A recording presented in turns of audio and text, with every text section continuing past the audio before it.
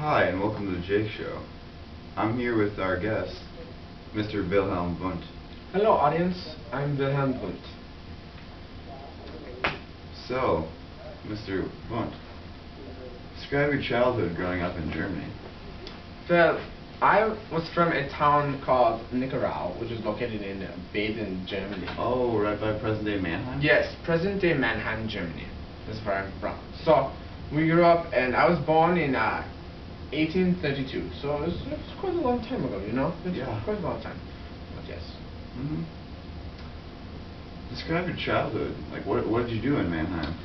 Well, in Mannheim, you know, there wasn't very much to do, honestly, you know, as you might understand. Mm-hmm. But my father was a Lutheran minister at the church in Nickerau at the time. Yeah. And so I spent most of my days down there helping my father with work around the church, you know.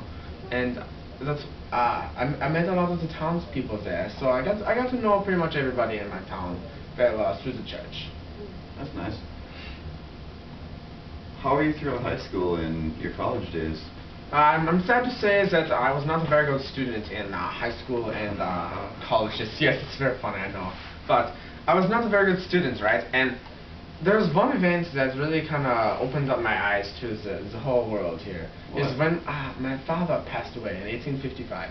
Oh. Yes, it really was kind of like the turning point in my life, you know. Mm-hmm. I really kind of had to refocus, regroup after he died, and I really set my mind to a new goal, which was to succeed. Yeah. That's everybody's goal, to succeed. Of course. I wanted to succeed in psychology. That was my main goal. All right. Could you describe some of your studies concerning introspection? Yes. Well, the first studies that we did with introspection was in 1879. We conducted it at the University of Leipzig in Germany, Oh. and it was we set up an apparatus that measured the time lag between when a person hears sound and presses the button. We measured the time. Reaction time. Yes, reaction time, exactly. We found that the response time was about 1/10 of a second for a person to hear it and press a button. But we measured that it was 2/10 of a second to find that the person comprehended and was consciously aware of what the sound was, you know. So it doubled in time to really get the mind to process this. And we were during the study we were trying to test the atoms of the mind, right?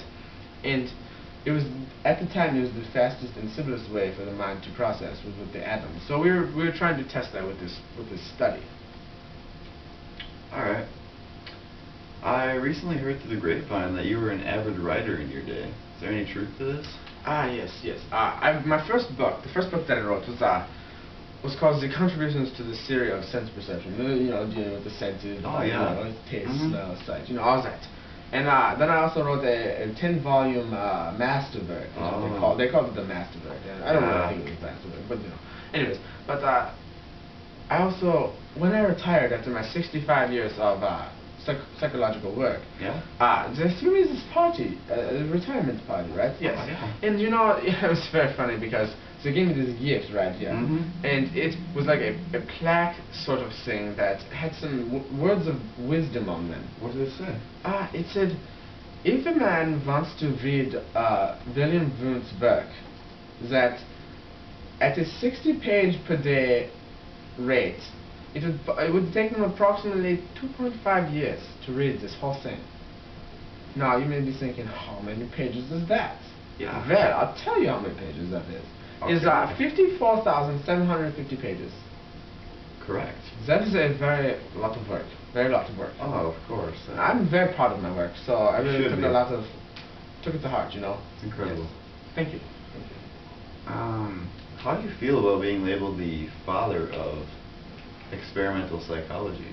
Oh, it's a very good question, you know. I get this a lot because, you know, it's very ironic, actually. Very ironic, you know. Oh, yeah. Well, I think it's funny because I really don't have any children. I'm not aware of any children. So, you know, I don't understand why they call it the father, because I don't have any children. See. But I'm very pleased to have this honor. Very pleased. Very pleased.